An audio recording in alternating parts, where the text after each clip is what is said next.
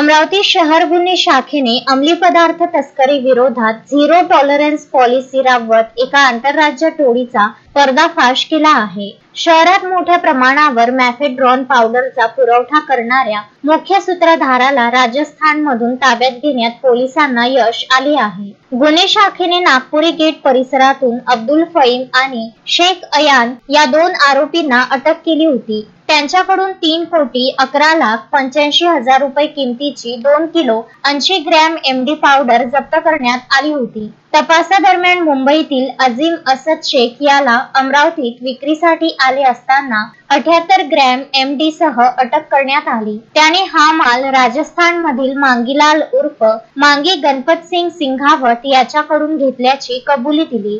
अमरावती पोलिसांच्या 3 पथकांनी राजस्थानमध्ये वेषांतर करून सलग शोध घेतला.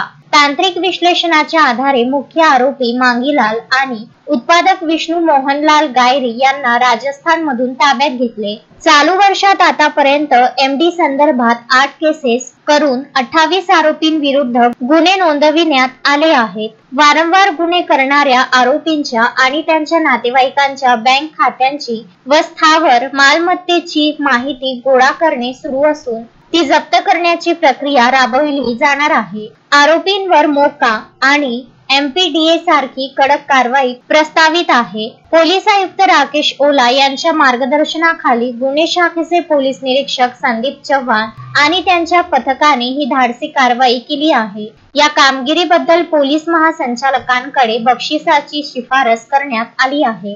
शोएब खान, विदर्भ न्यूज, अमरावती.